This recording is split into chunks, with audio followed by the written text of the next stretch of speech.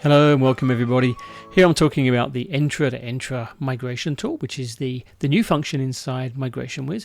And what I want to show you is the group migration. So we're going to be taking security groups from one source tenant into a target tenant. I want to talk about some of the prerequisites and you can watch me doing it because there's a number of things you need to know just to make that particular type of migration successful. So if we look at the source tenant, which is my Cozy Mouse tenant here, you can see under security groups we've got quite a few here. I'm wanting to migrate these ones, the BT test group 7, 8 and 9. We're going to bring those over into the target tenant, which is the migration frog tenant. And as you can see, if I flip over to that one, we've only got 2 groups in there. It's quite light. So we should see, once we do the migration, we should see them show up quite prominently there. So what we need to do is obviously have a project set up.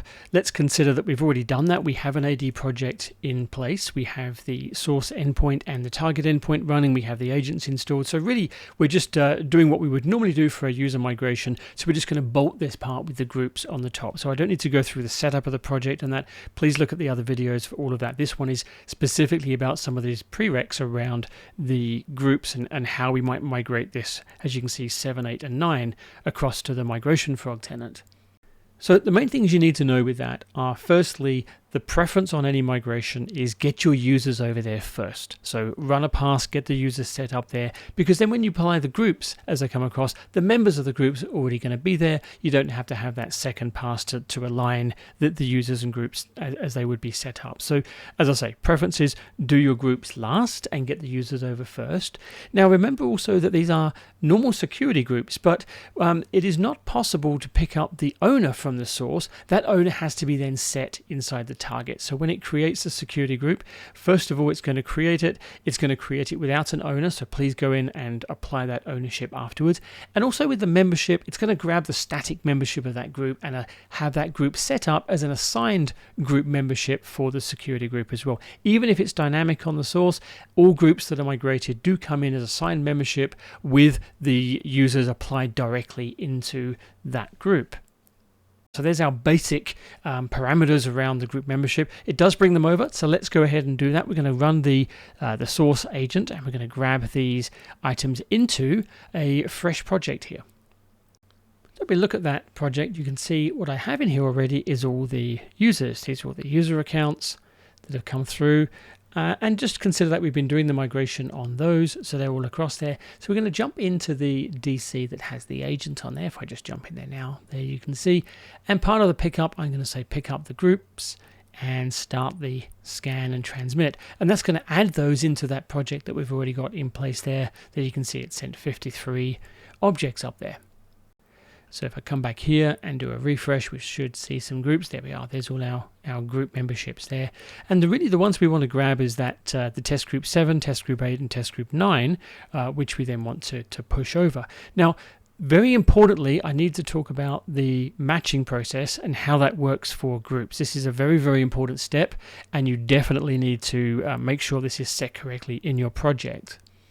Because what you'll find when it comes to matching, you'll notice that because they're security groups, they don't actually have a UPN attached to them. And you can see the UPN looks to be relatively blank. And if I go into number 7 here and just have a look at it, you can see these objects are empty, which you would expect, but it does have a SAM account name, which is here, which is a normal setup that you'd have on a group. Now, importantly, if we go into the matching, in the advanced options here and have a look at matching criteria, you can see that needs to be set to SAM account name as well for the very first pass that you perform.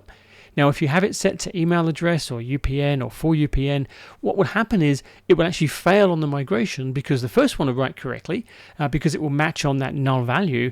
But of course, the second, third, and fourth, as you go through, aren't going to be able to grab that information correctly. They're not going to match, and you're going to end up with overwriting of that initial object, which is clearly not what we want to achieve here. So it is very, very important that the first run for any groups before it starts to create anything is set to SAM account name. You can set it to display name if you want to. It's not a recommended option, but that will still work because they are unique items that do exist on the group members, on the groups themselves, and you can match on them. So really we make sure it says SAM account name here, and we hit OK, and we come back to our project. Now, I really can't stress that enough. That is a very, very important step to do. If you run a pass and it starts creating objects based on the UPN matching, what you will need to do is you're going to need to delete those in the target, or the one that it actually creates in the target, and actually delete them from the project and re-import them in. That's how serious that is if you do get that particular step wrong. So again, make sure it says SAM account name.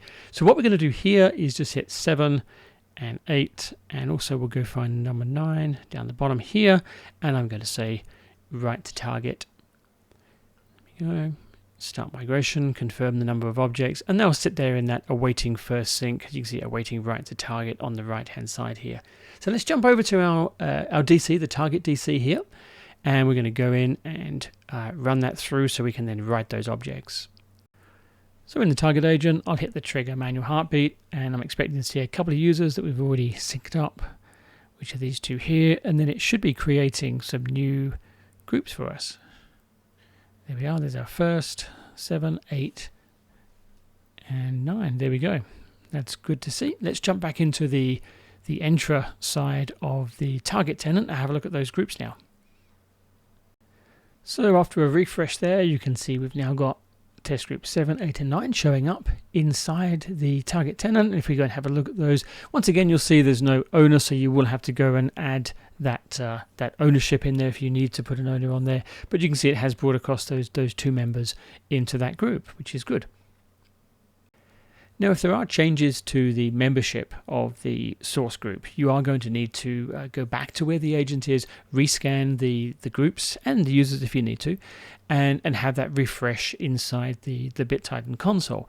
Now, then when obviously you have the next sync that runs, if they are sitting in that continuous sync mode, that will then bring that over and it will add those group memberships as appropriate. What it won't do is it won't remove anybody, because obviously migration tools, we don't remove things from the target. It will just simply add to them. So have a look at your group memberships at the end and make sure you are happy with what it's done. So that really is a quick overview of how to get the security groups migrating from one Entra ID to another, from source to target.